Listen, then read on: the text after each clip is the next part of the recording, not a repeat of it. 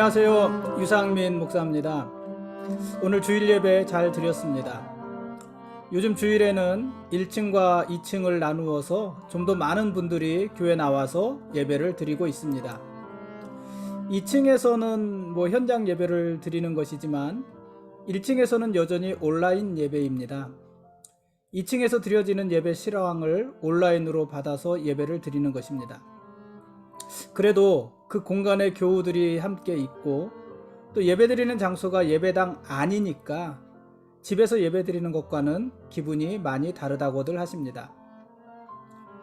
제가 주일학교 다니면서 가장 많이 들었던 말 중 하나는 주일은 교회 가는 날이다, 이런 말이었습니다. 저는요, 그 말에 어떤 이의도 없었고 그래서 저에게 주일은 교회 가는 날이었습니다. 주일날 여행을 갈 수도 있고 운동을 할 수도 있고 TV를 볼 수도 있고 하다못해 늦잠을 잘 수도 있었지만 저에게 주일은 그냥 교회 가는 날이었습니다. 제가 초등학교 때 TV에서 주일 아침마다 은하철도 999라는 애니메이션, 영화라고 해야 될까요? 드라마라고 해야 될까요? 그 애니메이션을 방영을 했습니다. 철이와 메텔이 나오고 기차가 우주를 날아다니는 일본 애니메이션입니다. 주일 아침마다 그 애니메이션을 보았는데 끝까지 본 적은 거의 없습니다. 왜냐하면 항상 중간에 교회에 가야 했기 때문입니다.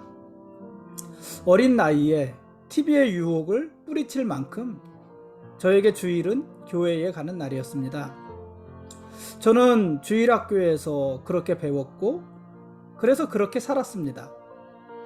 한때 집에서 교회 가는 것을 별로 좋아하지 않을 때도 있었지만 그때도 저에게 주일은 교회에 가는 날이었고 지금도 저에게 주일은 교회에 가는 날입니다.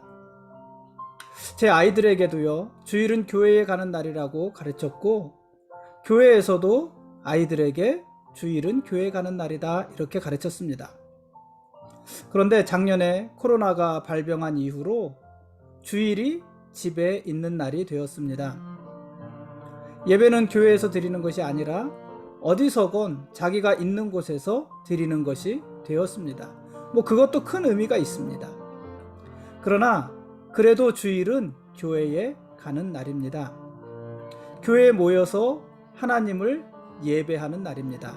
그 날이 주일입니다. 요즘 아이들에게 다시 주일은 교회에 가는 날이라고 가르치기 시작했습니다.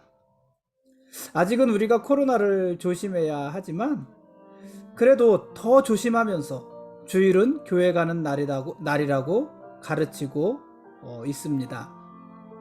여러분, 주일은요, 교회 가는 날입니다. 오늘이 그날이었고 오늘 우리는 교회에 모여서 예배를 드렸습니다. 물론 우리가 아직 온전히 예배 드리지 못하고 다 모이지 못하고 있지만 그래도 오늘 우리가 최선을 다해서 교회에 모여서 예배를 드렸습니다. 그래서 기분이 참 좋습니다. 꼭 해야 할 일을 한 날, 꼭 해야 할 일을 한 날, 그런 날이기 때문입니다. 오늘 말씀 보시겠습니다. 오늘 읽을 말씀은 누가복음 3장과 4장 말씀입니다. 세례 요한이 광야에서 하나님의 말씀을 받습니다. 그는 이스라엘 백성에게 회개의 세례를 베풀고 회개에 합당한 열매를 요구하므로 메시아의 길을 준비합니다. 그렇게 주의 길을 예비하던 세례 요한은 옥에 갇히게 되고 예수님은 세례를 받음으로 공생의 사역을 시작하십니다. 그러니까 세례 요한은 옥에 갇히고 예수님은 사역을 시작하는 것인데 어떤 모습입니까? 세례 요한은 이제 자기가 할 일을 다 한 것이고 예수님은 이제 당신의 사역을 시작하시는 것입니다. 그러니까 세례 요한의 일은 예수님의 길을 예비하는 거잖아요. 그러니까 예수님이 오시기까지가 세례 요한의 역할입니다. 그래서 사실 헤롯이 세례 요한을 죽이는 것이지만은 그러나 사실은 세례 요한이 자기가 할 일을 다 했기 때문에 그 무대에서 사라지는 것입니다. 그래서 세례 요한은 감옥에 갇히고 예수님은 사역을 시작하십니다. 한편 누가복음은요, 예수님의 공생애를 서술하기 전에 예수님의 족보를 먼저 제시합니다. 어제도 우리가 잠깐 살펴보았지만은 예수님의 족보는 마태복음에도 나와 있잖아요. 그런데 그 기원과 순서에 있어서 마태복음의 족보와 누가복음의 족보는 차이가 있습니다. 어제 우리가 잠시 이야기한 내용입니다. 마태복음의 족보는 아브라함으로부터 시작해서 예수님까지 이어지는, 그러니까 위에서 아래로 내려오는 족보를 기록을 합니다. 특히 아브라함에서 시작해서 예수님까지 오는 족보입니다. 반면에 누가복음의 족보는 예수님으로부터 시작해서 아브라함, 그리고 그 아브라함을 넘어서 아담과 하나님에게까지 이르는, 아래에서 위로 올라가는 족보입니다. 물론 예수님이 아브라함에까지 이르는 그 와중에도 족보의 기준이 좀 달라요. 그러니까는 마태복음이 왕을 위주로 족보를 기록했다면은 누가복음의 족보는 제사장들 위주의 족보, 뭐 이렇게도 세분화해서 볼 수 있지만, 어쨌든 아브라함을 넘어서 아담과 하나님에게까지 올라가는 그런 족보입니다. 그게 무슨 차이라고 그랬습니까? 이런 차이는 유대인들을 위해서 기록되어진 마태복음은 예수님을요, 아브라함의 기원을 두고 약속에 기초한 구약의 성취로서의 메시아, 그러니까 유대인을 위한 메시아로 예수님을 제시하고 있는 것이고, 반면에 이방인들을 위해 기록된 이 누가복음은 예수님의 기원을 아브라함을 넘어서 아담과 하나님에게까지 이르는 거예요. 그러니까 아브라함까지 이르게 되면 누구만 그 그늘 아래 있는 거냐면은 유대인들, 이스라엘만이 그 그늘 아래 있게 되는데, 거기 아브라함을 넘어서 아담과 하나님에게까지 이르면은 하나님이 지으신 모든 인류, 그러니까 이방인들, 우리들에게까지도 그 족보의 영향이 가는 것입니다. 근데 마태복음은 유대인을 위한 복음이기 때문에 당연히 아브라함에게까지 이어지면서 아브라함으로부터 시작하면서 언약의 성취로서의 메시아를 말하고 있는 것이지만, 이방인들을 위한 복음을 전했던 이 누가복음, 이방인들을 위해 기록된 이 누가복음은 아브라함을 넘어 아담과 하나님에게까지 이르게 되고, 그래서 예수님은 단지 유대인의 메시아가 아니라 온 인류의 메시아로 제시하고 있는 것입니다. 그러니까 두 족보에 그런 차이가 있는 것입니다. 오늘 누가복음 4장에서 예수님은 시험을 받으십니다. 예수님은요, 하나님의 아들이시지요. 그 사실을 예수님이 세례를 받으실 때 하나님의 소리가 나서 이미 확증하셨어요. 뭐라고 소리가 났습니까? 너는 내 사랑하는 아들이다. 내가 너를 기뻐한다. 그런 소리가 하늘에서 들렸잖아요. 예수님은 그 말씀 그대로 하나님의 아들이십니다. 하나님이 기뻐하시는 하나님의 아들이십니다. 그러나 마귀는 예수님이 하나님의 아들이시라는 사실을 시험했습니다. 네가 진짜 하나님의 아들이냐? 네가 진짜 하나님의 아들이 맞냐? 그럼 한번 증명해보자. 이렇게 시험을 한 것입니다. 예수님은 성령에 이끌려서 광야에 나가 마귀에게 세 가지 시험을 받으십니다. 첫째 시험, 우리가 잘 아는 거예요. 돌이 떡이 되게 해라. 돌로 떡을 만들어서 먹어보아라. 이런 시험이었고요. 둘째 시험은 마귀에게 절하고 천하만국의 왕이 되라는 시험이었고요. 세 번째 시험은 성전 꼭대기에서 뛰어내려서 자기가 하나님의 아들이라는 사실을 입증해보라. 이런 시험이었습니다. 그러나 예수님은요, 이 세 번의 시험을 모두 이기셨습니다. 예수님은 첫 번째 시험에 대해서는 사람이 떡으로만 사는 것이 아니다 하는 말씀으로 이기셨고요. 두 번째 시험에 대해서는 주 너의 하나님께만 경배하고 그분만 섬기라. 이런 말씀으로 물리치셨고요. 세 번째 시험에 대해서는 주 너의 하나님을 시험하지 말라는 말씀으로 물리치셨습니다. 이 세 시험을 물리친 이 말씀들은 모두 구약의 말씀을 인용한 것이었습니다. 여러분, 시험은요, 누구나 받을 수 있습니다. 예수님도 시험을 받으셨잖아요.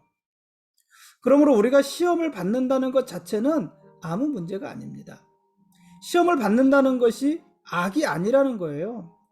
내가 시험을 받았기 때문에 죄를 지은 것도 아니라는 것입니다. 시험은 누구나 받는 것입니다. 문제는 우리가 시험을 받을 때 그 시험을 어떻게 이기느냐 하는 것입니다.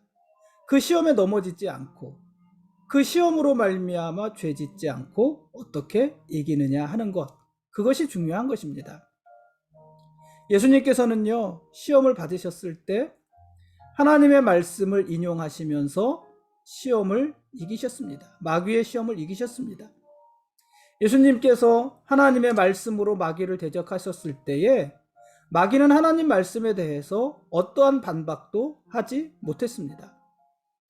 여러분, 그래서 우리에게도요, 하나님의 말씀이 중요한 것입니다. 우리는 하나님의 말씀인 성경을 매일같이, 제가 항상 4가지 말씀드리잖아요. 매일같이 읽고 묵상하고 배우고 암송하고, 그죠?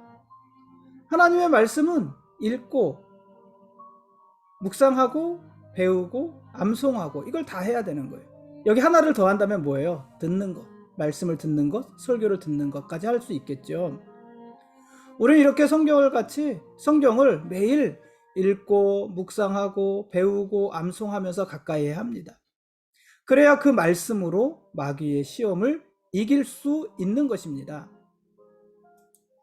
예수님이 마귀의 시험을 이기셨지만 마귀가 예수님을 완전히 떠나지는 않았습니다. 마가복음 4장 13절에 보면은 마귀가 모든 시험을 다 한 후 얼마 동안 떠나니라 이렇게 기록을 했어요. 얼마 동안 떠났다고 했으니까는 또 돌아왔다는 거잖아요. 시험하기 위해서. 여러분, 우리가요, 한 번 시험을 이겼다고 해서 다 이긴 것이 아닙니다.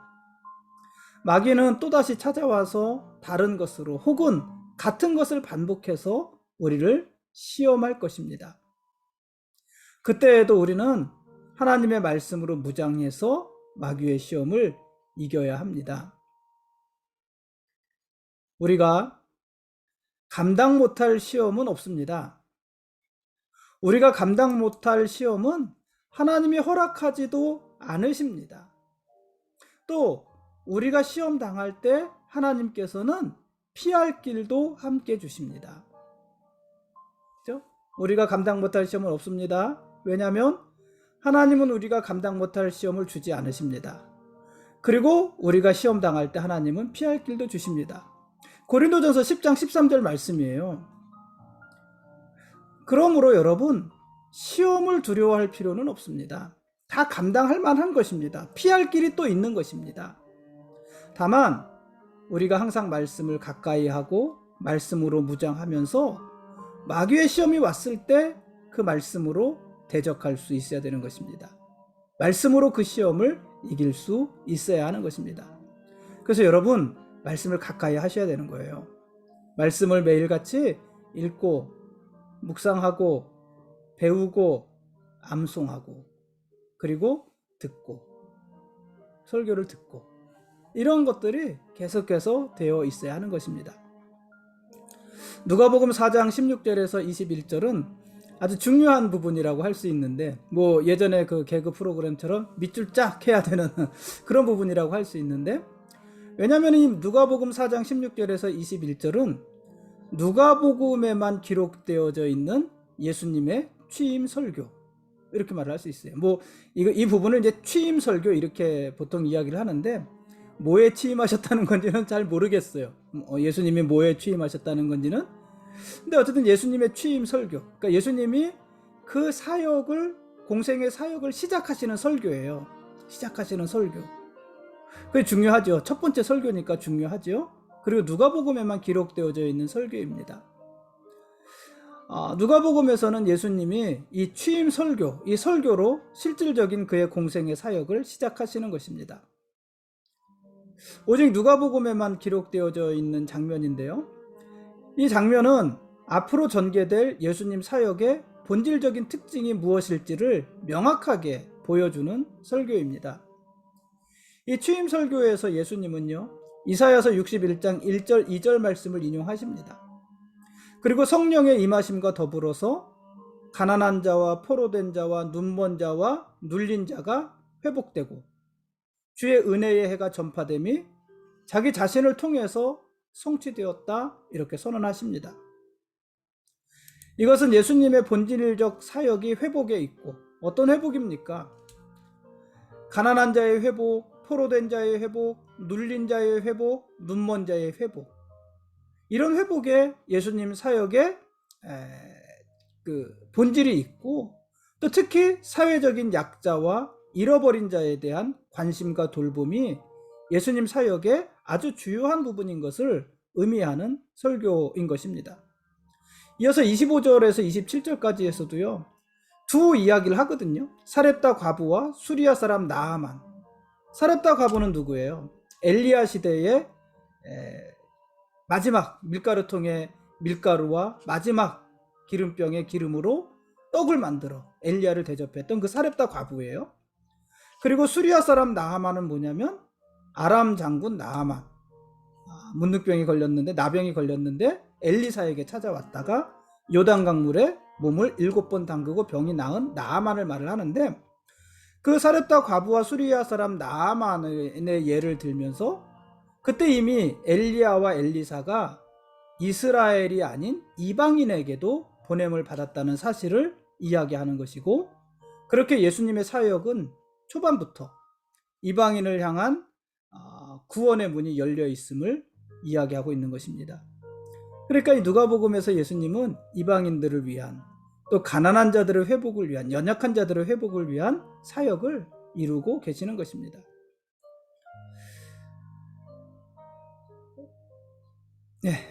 네, 지금까지 누가복음 3장과 4장 말씀에 대한 길라잡이였습니다. 내일 읽을 말씀은 누가복음 5장과 6장 말씀입니다. 예수님께서 사역을 본격화하십니다. 4장 후반절 말씀에 보니까는요, 예수님이 하나님의 말씀을 가르치시고 귀신을 많이 쫓아내시고, 시몬의 장모가 앓던, 이 시몬은 베드로를 말을 하는 건데, 시몬 베드로의 장모가 앓던 중한 열병을 고치시고, 또 당신을 찾아 나오는 온갖 병자들에게 누가는 어떻게 표현을 했냐면 일일이 손을 얹으사 고쳐주셨다, 이렇게 기록을 했어요. 예수님이 이런 일들을 하신 거예요. 온갖 병자들에게 일일이 손을 얹어서 다 고쳐주시고, 귀신을 쫓아내시고, 하나님의 말씀을 가르치시고, 이런 일들을 본격화하셨습니다. 그러자 사람들은 그런 예수님에게 열광했고요, 예수님이 자기들 동네에 더 오랫동안 머물러 주시기를 요구했습니다. 얼마나 좋습니까? 그렇지만 예수님은 내가 이 동네뿐만 아니라 다른 동네에도 가서 하나님의 나라의 복음을 전해야 된다, 그렇게 말씀하시면서 그 마을을 떠나셨습니다. 여러분, 예수님은요, 사람들의 칭찬과 환호에 솔깃하지 않으셨고요, 또 그 이전에 보면은 고향에서 배척당하시잖아요. 3장에 보면은 자신을 배척하는 고향 사람들 때문에 낙심하지도 않으셨습니다. 그러니까 자기를 환호하는 사람들 때문에 귀가 솔깃해서 그 중심이 흔들리지도 않으셨고, 자기를 배척하는 사람들 때문에 또 낙심해서 흔들리지도 않으셨습니다. 예수님은 그저 하나님의 일을 하셨고 복음을 전하셨습니다. 왔다 갔다 좌충우돌 그러지 않으셨다는 것입니다. 그저 하나님의 일을 하시고 복음을 전하셨습니다. 여러분, 그러나 예수님이 사역만 하신 것은 아닙니다. 사역 후에는 항상 한적한 곳을 찾아서 혼자 있는 시간을 보내셨습니다. 물론 그 시간도 무리들로부터 방해받기 일쑤였지만 사람들이 막 예수님을 찾아 나섰잖아요. 하지만 예수님은 또한 항상 혼자 있는 시간을 가지셨습니다. 뭐 하셨을까요? 예수님은 혼자 있는 동안 누구의 방해도 받지 않으면서 하나님을 묵상했고 하나님께 기도했습니다. 그런 시간이 항상 있었다는 거예요. 그렇게 하나님과 교제하고 나서는 다시 사람들에게 나아가서 사람들 속에서 사역을 하셨습니다. 여러분, 우리에게도요, 성실하게 살아가는 시간과 혼자서 하나님을 대면하는 시간이 모두 필요합니다. 일에 몰두하느라 하나님을 대면할 시간이 없는 사람, 그 사람은요, 그저 자기 열심으로 사는 사람입니다. 반대로 우리가 하나님 앞에서 하나님만 바라보면서 산다고 하면 그 사람은 세상을 향한 자신의 의무와 책임을 다하지 않고 있는 것입니다. 그럼 우리는 세상에서도 열심히 성실히 살아야 되고요. 그리고 하나님 앞에 하나님을 집중하고 하나님을 만나는 그런 시간들이, 개인적으로 하나님 만나는 시간들이 또 있어야 한다는 것입니다. 특히 우리들은 복음을 전하면서 사회적인 약자들을 돌보는 일에 성실해야 되고, 한편으로는 개인적으로 하나님을 만나는 시간들을 가져야 됩니다. 그래서 우리에게는 하나님의 말씀을 묵상하는 시간이 있어야 하고, 또 힘을 다해서 기도하는 시간이 있어야 하는 것입니다. 그 시간이 하나님을 만나는 혼자만의 시간인 것입니다. 예수님이 그렇게 사셨고, 그래서 우리도, 예수님을 따르는 우리도 그렇게 사는 것이 옳은 것입니다. 오늘은 여기까지 하겠습니다. 예수님이 우리의 왕이십니다. 그리고 우리는 그분의 거룩한 백성들입니다. 고맙습니다.